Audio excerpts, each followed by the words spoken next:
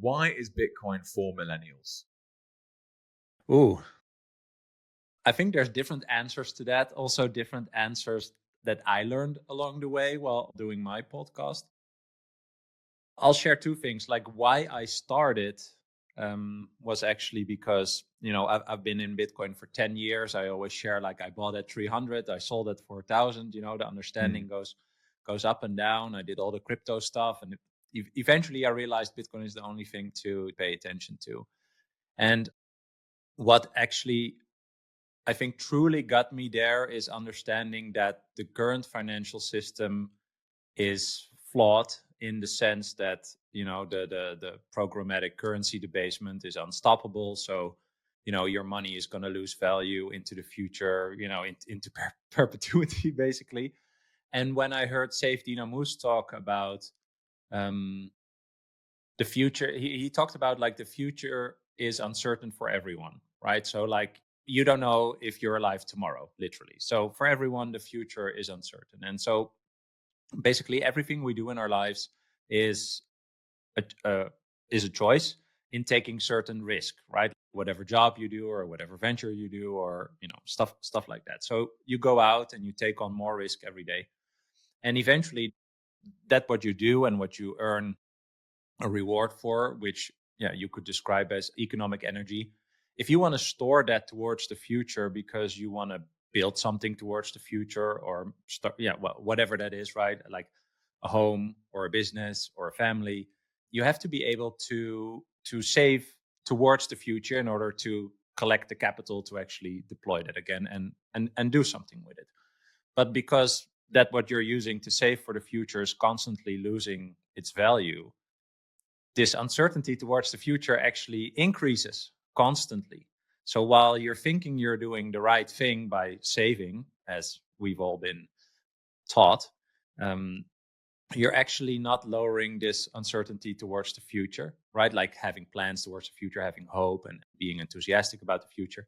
It actually, without many people actually realizing, right? Like it actually increases your uncertainty towards the future. And so once I realized that mechanism basically exists, and that in a parallel to that, Bitcoin exists with an absolute scarcity, absolute transparency, absolute predictability, as in one Bitcoin is always one Bitcoin, it cannot be debased, etc.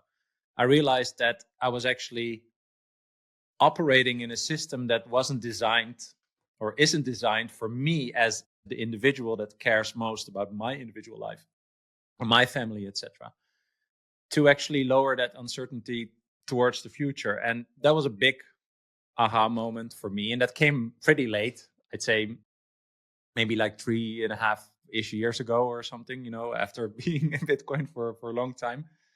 But like understanding that kind of like the financial and economic elements as to why Bitcoin exists was actually my biggest eye opener. And when I started talking with people about that, I realized that nobody is paying it.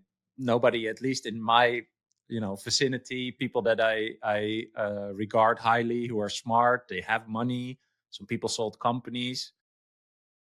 Yeah, they are totally unaware of that. And when you then realize that if you look a bit longer into the future, right, retirement and stuff like that, if you actually start calculating how many units of your currency you need in order to have, let's say, a basic retirement, you end up with ridiculous amounts that are totally not achievable for the general person. And so I feel that, or what I found is that it's actually a very practical and real problem, but many people aren't aware of that. And so the very short summary that I have of that is, your pension doesn't really exist, right? Like there is no real retirement for you as how you conceptualize it, or maybe how you see your parents still, like they are okay. Although, for example, for my mom, I still think like, I sometimes tell her like, I don't know if the money is there. I hope it's there, and you get to live your retirement. I have to figure out my own thing. So I hope it's there, but I don't think it's there. And that's why I'm talking about this in general, right? Also doing the podcast. Like this is a very pressing issue. Like everything you're doing today all the risk and choices you are making today in order to earn a reward for your time and energy is not only to live for today, but also kind of like to plan for the future. And I think because we are using a money that's constantly debased, like that opportunity to think towards the future, to have a positive outlook towards the future, you know, being enthusiastic about building something towards the future, that's really being taken from us. And yeah, what people need is a better money. And I've come to the rational conclusion that is Bitcoin. I love it, Bram.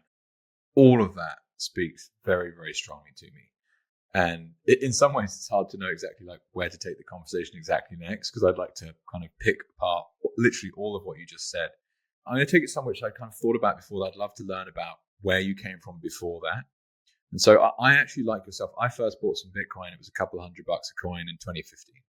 And that bull run pushed up to whatever it did, a couple thousand. And you're like, wow, I'm so clever. Let me sell some. And then I heard about the block size problem. Exactly. Oh, maybe it's all going to zero. So I'm going to get rid of it. Yep. And in summary, I didn't know what I was buying. I had absolutely no idea what I was buying. And it wasn't until 2020 when Mr. Sailor, like I could call myself a Sailorite if there was such a thing, started buying it with his treasury reserve as a stock listed company, that I, as an investor, really took notice. I was like, that's a big deal. What does this mean? And all this money printing that was going on. But you're right. It's that idea of time preference. It's basically a niche part of Austrian economics that suddenly makes so much more sense. You're like, oh, hang on. If I save in this sound money, I can make better decisions in the future. And so the lower time preference you can behave, the easier it is to accumulate capital. And when you're living on a fiat standard, that's just not possible, at least from a savings perspective. Yeah. Anyway, where I want to go with this, which I think is cool, is, you know, you talk about on your, at least from what I've read in your bios and stuff, exiting businesses in the past.